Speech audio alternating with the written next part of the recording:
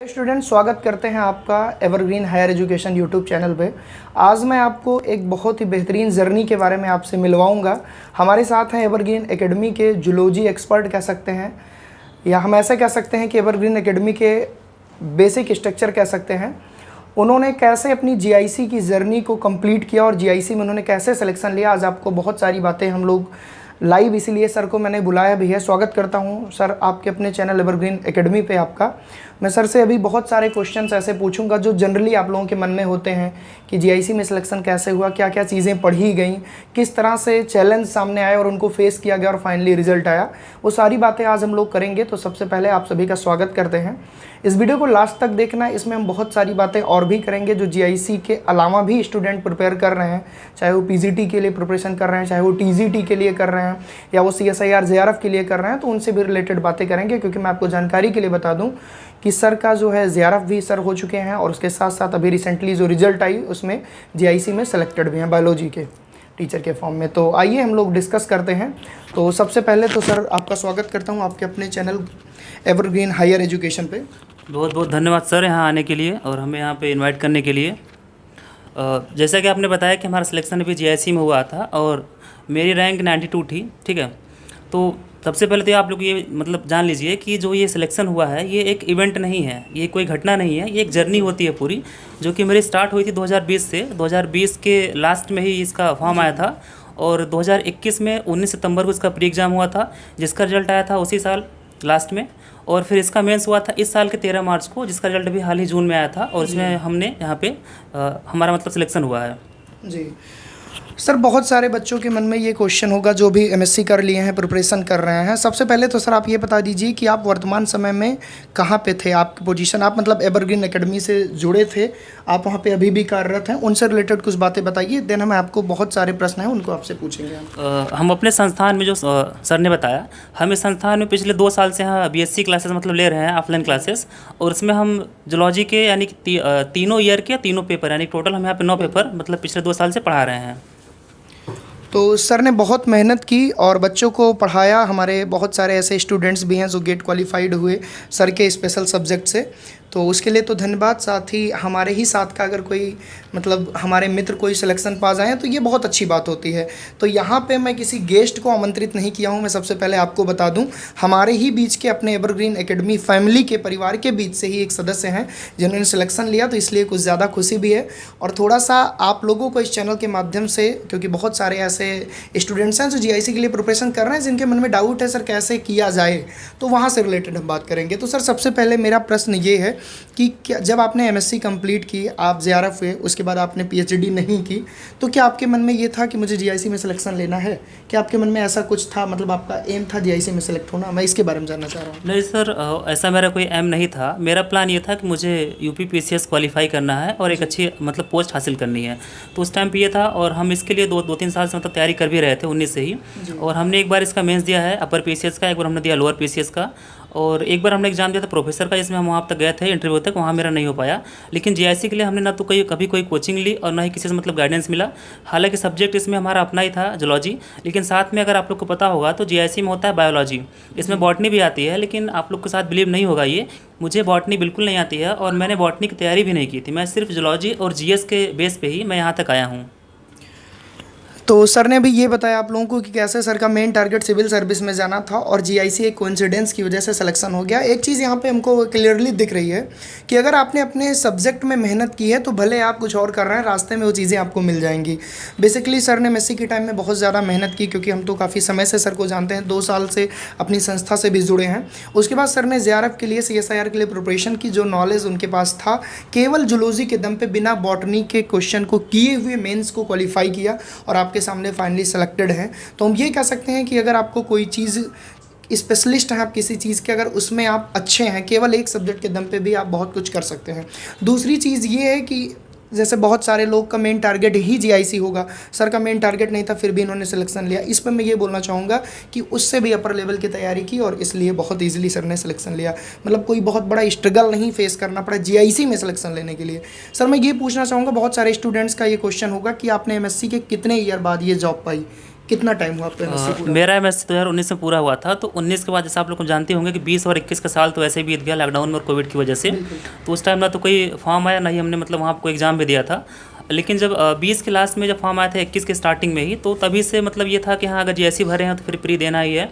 तो प्री के 20-25 दिन पहले हमने थोड़ा सा मतलब हो गए सीरियस कि हाँ मतलब जीएससी में थोड़ा फोकस कर लें। तो लगभग 25 से 30 दिन में हमने क्या किया कि जो भी मार्केट में अवेलेबल मॉक टेस्ट वगैरह थे, टेस्ट सीरीज वगैरह, हमने उसको लाया और वहाँ पे ये देखा कि हाँ हम कितने क्वेश्चन कर ले जा रहे हैं। तो हालांकि ये था कि मुझे ये नहीं पता था कि इसकी कट ऑफ प्री में या मेंस में कितनी जाती है, क्योंकि मतलब फर्स्ट हम मतलब यहाँ पे आए थे और एग्ज़ाम देने। तो जब प्री एग्ज़ाम देने गए तो क्वेश्चन जूलॉजी के तो एटलीस्ट पूरे क्वेश्चन हो गए थे। बॉटनी में 10-11 जो कि होते हैं ना थोड़े से मतलब फैक्चुअल क्वेश्चन जो हमने मतलब रट पाए थे कुछ दिन पहले, तो हमने वो कर दिया। हालांकि मेरा जीएस अच्छा हुआ था इसलिए मेरा प्री हो गया था। जब मेंस की बारी आई तो मेंस में उसका थोड़ा सा स्ट्रेटजी ये था कि उसकी टोटल जो थे वो 2 पेपर थे। एक हिंदी का था 100 नंबर का, और एक था अपना मतलब ये वाला पेपर जिसमें हाँ बायोलॉजी का, ये 300 नंबर का था। तो लेकिन क्योंकि जो इसका आयोग था वो थे यहाँ पे जो यहाँ इलाहाबाद में है लोक सेवा आयोग, यूपी लोक सेवा आयोग, ठीक है। तो इसका अगर आप लोग कट ऑफ देखें किसी भी एग्ज़ाम का, तो जिसमें मेंस होता है इसकी कभी भी कोई भी कट ऑफ 60% के ऊपर नहीं जाती है। तो मेरा स्ट्रेटजी ये था कि अगर हम जीएस और जीएस वाला मेंस में नहीं था, अगर हम हिंदी अच्छा कर ले जाएंगे 100 नंबर का, और इसके साथ में अपना सब्जेक्ट में अगर सिर्फ जूलॉजी अच्छा कर लेंगे तो मेरा सिलेक्शन हो जाएगा, ठीक है। तो मेरी स्ट्रेटजी यही थी और मैंने इसी पे काम किया, और हालांकि लास्ट तक मेरा रिजल्ट जो आया था वो मेरे फेवर में आया और काफ़ी अच्छा हुआ। तो आप लोगों ने देखा होगा जैसे सर ने बताया कि 60% के आसपास कट ऑफ जाती है और 65% ही केवल मेंस में इन्होंने लिखा। उसके बाद अगर सिलेक्शन हुआ तो किस लेवल की राइटिंग कंटेंट इन्होंने दिया होगा वो आप समझ सकते हैं।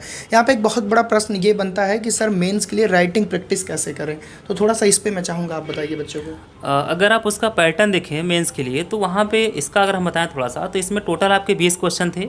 जो पहले 5 क्वेश्चन थे वो थे 25 नंबर के। जो आपका पार्ट बी था उसमें आपके थे 15 नंबर के 5 क्वेश्चन, और जो आपका सेक्शन सी था थर्ड वाला उसमें आपके 10 नंबर के 10 क्वेश्चन थे।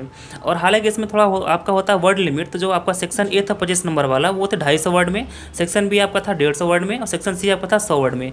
तो अगर आप इस तरह का अगर कोई देख रहे हैं कि उसमें पूरा आपको दिया हुआ है कि कितनी इसकी वर्ड लिमिट है, तो अब दिक्कत ये आती है कंटेंट पढ़ते सब लोग हैं, लेकिन जब उसको लिखने की बारी आती है तो आपको अगर वर्ड लिमिट दिया कि आपको 100 वर्ड में लिखना है, तो ये नहीं पता कि हम कौन सा कंटेंट फिल्टर करके उसको लिखें, कौन सा उसको छोड़ें।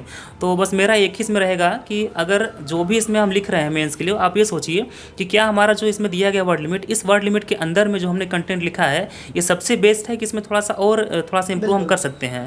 तो इसी का ध्यान रखिएगा। बाकी आगे जो होगा अभी मेरी प्लानिंग ये है कि मुझे अगर मेरा सिलेक्शन हुआ है तो हम ये नहीं चाहते कि ये मतलब मेरे तक ही सीमित रहे।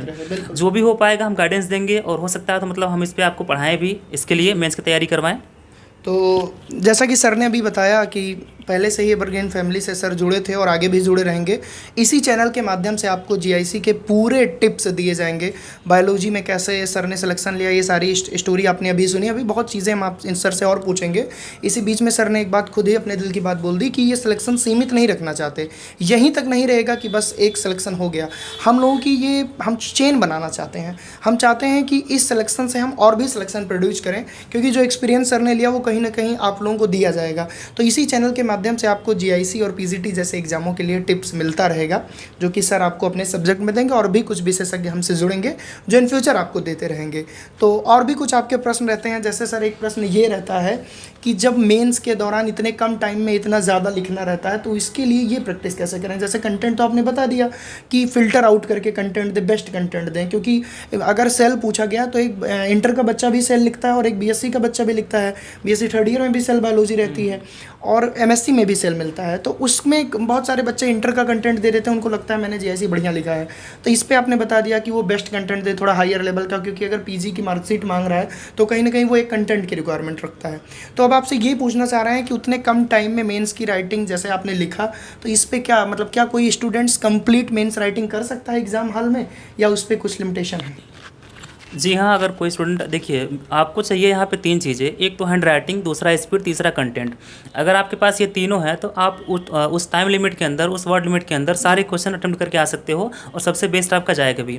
दूसरा ये होता है कि देखिए हैंड राइटिंग थोड़ा सा मतलब ज़्यादा नहीं कि हाँ आपकी अच्छी हो, कुछ लोग खराब, मेरी खुद मतलब उतनी अच्छी नहीं है, हालांकि ठीक ठाक है। और मेरी स्पीड अच्छी खासी है। अब बात आती है कंटेंट पे। तो कंटेंट का यहाँ है कि देखिए, अगर हम ऐसे देखें तो जो हम लोग का मतलब पोस्टिंग होती है, हम लोग पढ़ाएंगे इंटर कॉलेज में, लेकिन जो इसकी एलिजिबिलिटी क्राइटेरिया है, इसमें आपको बोलते हैं कम से कम आपका पीजी पूरा होना चाहिए। तो अगर आप पढ़ाओगे इंटर में और आप पीजी करके आए हो, तो अब देखिए होता ये है कि जो सबसे बड़ी मतलब गलती करते हैं यहाँ पे, वो ये करते हैं कि वो इंटर के कंटेंट से ही, जो ज़्यादातर हमने देखा है, जो कुछ कोचिंग वाले हैं, कुछ अच्छे मतलब टीचर हैं, वो ये रिकमेंड करते हैं कि हम इंटर की बुक उठा के पढ़ लें, उसी से हो जाएगा। तो हालांकि उससे ठीक है, लेकिन जब मेंस की बात आती है, तो अगर आपको कोई क्वेश्चन, मान लीजिए सर ने बताया फॉर एग्जांपल कि अगर आपको पूछा गया सेल या फिर सेल के बारे में, कोई उसका सेल डिवीजन, तो वो हम इंटर में पढ़ते हैं, बीएससी में और आगे पढ़ते हैं। तो अब दिक्कत ये होती है कि हम इतने कम वर्ड लिमिट के अंदर और टाइम लिमिट के अंदर में उसको कैसे डिफाइन करें एक अच्छे तरीके से। तो इसके लिए होना ये चाहिए कि हम स्टार्टिंग बेसिक से करें, और जितना पूरा कंटेंट है एक हायर लेवल का, हम उसको वहाँ पे एक अच्छे टाइम लिमिट में वहाँ पे दे करके आएँ। तो देखा आपने कि सर ने बताया कि कैसे मेंस की राइटिंग प्रैक्टिस करनी है, क्योंकि बहुत कम टाइम में बहुत ज़्यादा कंटेंट डिलीवर्ड करना होता है, और आयोग की जॉब है तो आप समझ सकते हैं क्या रिक्वायरमेंट रखता होगा वो।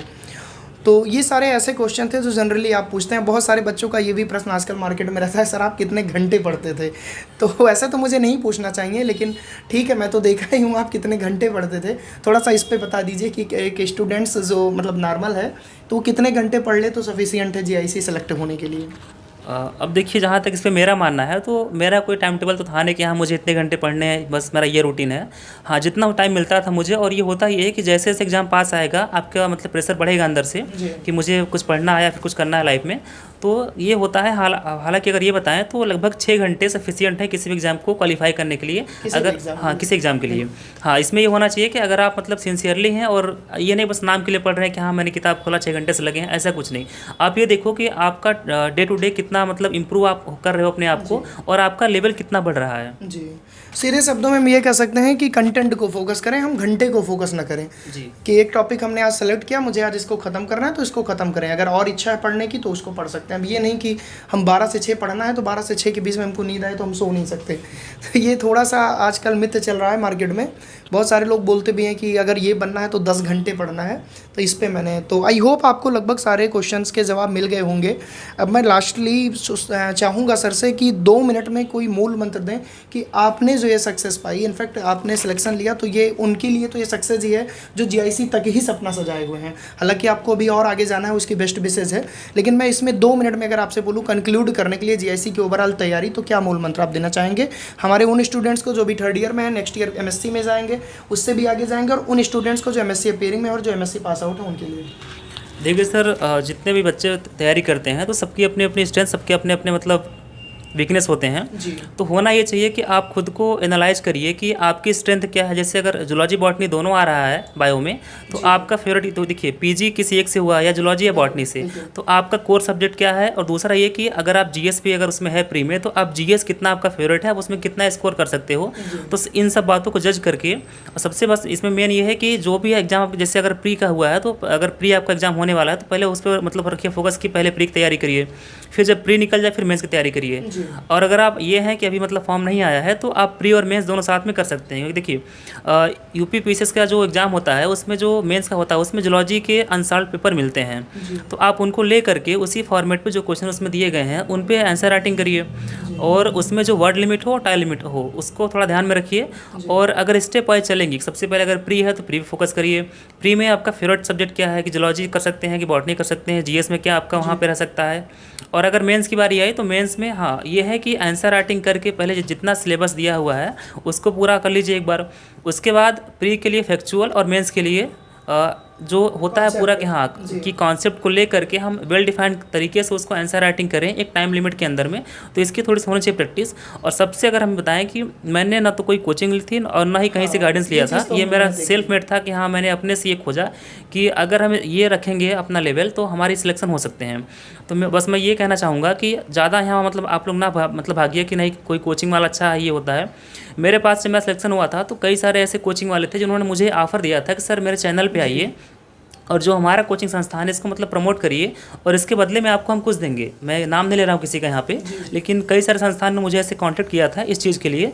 और यही देखिए आजकल ये रियलिटी है कि हो ही रहा है भले कोई Selection कितना के भी कह नाम ले। पे बच्चों को अगर आप देखें तो किसी भी बैच में 400-600 बच्चे पढ़ते हैं, लेकिन सिलेक्शन कितने का होता है? 200-400, 2-4 ऐसे, 400 नहीं होता, सॉरी, क्योंकि सीट उतनी आती ही नहीं है। तो अगर सिलेक्शन का रेशियो इतना कम है तो क्यों है? और टीचर देखिए, टीचर सारे अच्छे होते हैं, सब अच्छा पढ़ाते हैं, जी। लेकिन आप ये सोचिए कि आपका कहाँ से बेस्ट हो सकता है। और बिना टाइम गंवाए कि नहीं, कुछ बस ऐसे होते हैं बच्चे कि वो लगे हैं 30 साल, मतलब 30 साल के हो चुके हैं और लगे हैं 10 साल 12 साल से इस तरह से, लेकिन उनका सिलेक्शन नहीं हो पा रहा है। तो उनके पीछे कमी ये है कि ना तो अपना वो लेवल अपग्रेड कर रहे हैं, कि देखिए वो आज भी इंटर की किताब से तैयारी करते हैं, ठीक है। और दूसरा ये है कि ना तो उन्हें आज तक कोई सही से गाइड किया कि आप क्या पढ़िए क्या ना पढ़िए और क्या स्ट्रेटजी रखिए। जी। तो बस यही है कि जो भी चीज़ें जहाँ से कंटेंट आपको मिल रहा है वहाँ से पढ़िए। और एक अच्छे लेवल का, देखिए सबसे 2 चीज़ें होती हैं। एक होता है पहले का पेपर किसी एग्ज़ाम का, जो भी इसके पहले एग्ज़ाम हुए हैं, और दूसरा ये होता है कि जो इसके मतलब मॉडल पेपर होते हैं और उसका वहाँ पे कट ऑफ या फिर स्कोर की कितना जा रहा है। अगर आपको ये पता है कि प्री एग्जाम में 120 क्वेश्चन में कट ऑफ 80 के ऊपर कभी जाएगा नहीं, तो अगर आप कितना भी टफ मतलब बन जाए पेपर, उसमें अगर 80 क्रॉस कर ले रहे हो, इसका मतलब कि आप उस बेस्ट हो। इस तरह मेंस की बारी आती है, तो मैं अपना बताऊं तो मैंने मेंस में 20 क्वेश्चन आते हैं, मैंने 11 ही अटेम्प्ट किया था, क्योंकि बॉटनी के 9 क्वेश्चन थे, तो मुझसे हो नहीं पाया, मैंने उसको छोड़ दिया पूरा का पूरा क्वेश्चन, जैसे था वैसे ही हमने, ठीक है। तो मैंने 11 अटेम्प्ट किए थे और उस 11 क्वेश्चन प्लस हिंदी के वजह से मेरा सिलेक्शन हो गया। अब लोग कुछ लोग कहेंगे सर हो सकता है कि आप झूठ बोल रहे हो कि आपने पूरा करके आए थे, तो मुझे बॉटनी नहीं आती है, क्या मिलेगा, सही बात है, और हमने बॉटनी किया भी नहीं था। लेकिन हाँ, मैं जो भी आंसर लिख के आया जूलॉजी का, वो इतने परफेक्ट तरीके से लिखे थे हमने कि उसमें हमें लगता है कि ज़्यादा मार्क्स हमारे इकट्ठे होंगे। तो बस यही स्ट्रेटजी है कि जो भी आपका एग्जाम होने वाला है, पहले प्री है तो प्री की तैयारी करिए, मेंस हो तो मेंस की करिए, और जो भी आपके टीचर मेंटर हो तो ये मत देखिए कहाँ कितनी भीड़ है, कहाँ कितने बच्चे पढ़ रहे हैं, ये देखिए कि सिलेक्शन का रेशियो क्या है और कौन आपको सबसे बेस्ट तरीके से गाइड कर दे रहा है। जेन्युइन गाइडेंस होना चाहिए। तो सर ने भी एक चीज़ बताई कि आजकल मार्केट में होता क्या है, कोचिंग मार्केटिंग बन चुकी है। मतलब बहुत सारे, अब जैसे सर के पास मुझे तो तुरंत सर ने फ़ोन किया, बताया कि यार फ़ोन आ रहा है कि इस कोचिंग का प्रमोशन कर दिया जाए। तो आप समझ सकते हैं कि सिलेक्शन नहीं होता, सिलेक्शन आपको दिखाया जाता है। और यहाँ पे तो हम लोग कोई जीआईसी की कोचिंग नहीं चला रहे हैं, पीसीटी की कोचिंग चला रहे हैं कि आपको ये चीज़ें बता रहे हैं। हमारे बीच से ही हमारे साथ के एक अध्यापक, हमारे मित्र जिन्होंने सिलेक्शन लिया, इसलिए उनकी कुछ गाइडेंस आपको मैंने प्रोवाइड की कि जिससे अगर इन फ्यूचर आप लोग भी जीआईसी पीसीटी के बारे में सोच रहे हैं तो आपको यहाँ से हेल्प मिलेगी। दूसरी चीज़, इस चैनल पर आपको जीआईसी से रिलेटेड टिप्स मिलते रहेंगे, सर के माध्यम से भी मिलेंगे। एक और हमारे सर, हमारे ही साथ के शुभम सर, जो कि बॉटनी हमारे एवरग्रीन एकेडमी में पढ़ाते हैं, उनका भी सिलेक्शन हुआ, वो भी आपको गाइडेंस देंगे। और हम कोशिश करेंगे और भी कुछ अच्छे विशेषज्ञों को जोड़ा जाए इस चैनल के माध्यम से, जहां पे आपको जेन्युइन न्यूज़ दिया जाए। ऐसा नहीं कि बस आपको सिलेक्शन दिखाया जाए, ठीक है, भौकालबाजी बंद करके रियलिटी में काम आपको करना है, तब जाके आप सेलेक्ट होंगे। तो सर ने आपको सारी स्ट्रेटजी अपनी बताई। अब ऐसा तो है नहीं कि सर गेस्ट हैं कि आज सर ने बता दिया, आज के बाद कुछ नहीं बताएंगे, मैं सारी बातें आज ही पूछ लूँ। जैसे जैसे आपके नीचे डाउट के कमेंट आएंगे, जो भी आपके डाउट होंगे आप कमेंट करिएगा, उस कमेंट पर हमेशा आपको वीडियो मिलेगा, क्योंकि ये चैनल सर लोगों के मार्गदर्शन में ही चलेगा। यही लोग अपना सब कुछ एक्सपीरियंस साझा करेंगे। और अगर आप नीचे कमेंट करेंगे तो ज़ियारत ने सर ने कैसे सिलेक्शन लिया, इसकी भी जर्नी मैं आपके सामने ज़रूर लाऊंगा, बहुत जल्द लाऊंगा। तो आई होप आपको समझ में आया होगा। और सर आप थोड़ा सा ये बता दीजिए, आप इस चैनल के माध्यम से इन लोगों को और क्या प्रोवाइड करने वाले हैं, जिससे इन लोगों के मन में जो भी चिंता है कि बस इंटरव्यू तक ही सीमित रहेगा कि कुछ और भी, तो एवरग्रीन हायर एजुकेशन और क्या देगा इन स्टूडेंट्स को। देखिए मैं बीएससी पढ़ा रहा हूँ 2 साल से, तो यहाँ पे बीएससी का भी मतलब आपको ऑनलाइन क्लासेस मिलेंगी। आई थिंक सर 2019 के बाद 20, 21, 22 3 साल हो गया। हाँ, 3 साल हो गए मुझे पढ़ाते हुए। तीसरा बैच। तो हाँ, तीसरा बैच है। तो पहली बात आपको बीएससी के पूरे कंटेंट मिलेंगे, चाहे वो एयू के हों या फिर और किसी के हों, ठीक है। और सेकंड ये है कि जीआईसी टीएसटी पीएचटी जो भी है इसका, और अगर डिमांड हुई तो फिर नेट जेआरएफ और गेट के भी कंटेंट आपको दिए जाएंगे। सर मैं चाहूँगा आप अपने जेआरएफ की भी रैंक इसमें डिस्क्लोज कर दीजिए। क्या हमने दिसंबर 2018 में एग्जाम दिया था लाइफ साइंस जेआरएफ का, उसमें मेरी 64 रैंक आई थी जी। तो अभी सर ने आपको सारी चीज़ें बता ही दी। मैंने ये सारी चीज़ें इसलिए बुलवाई, जैसे होता क्या है ना, कई लोग सोचते हैं कि बस ऐसे ही आके कोई ज्ञान देके चला गया। तो मैं चाहता हूँ रियलिटी में आप जिए, ऐसा नहीं कि बस आपको फर्जी ज्ञान। तो ये चीज़ें हैं। और अगर आपको वीडियो इंटरव्यू अच्छा लगा हो तो आप इसको शेयर कर सकते हैं, नीचे कमेंट सेक्शन में कमेंट जरूर करना, और जो भी आपके डाउट होंगे वो भी कमेंट करना, उसको हम बहुत जल्द लेंगे। तो आज के लिए बस इतना ही। थैंक यू सो मच यार, सभी को बेस्ट विशेज़ आप लोगों की जर्नी के लिए। आप भी आगे बढ़िए, बेस्ट विशेज़।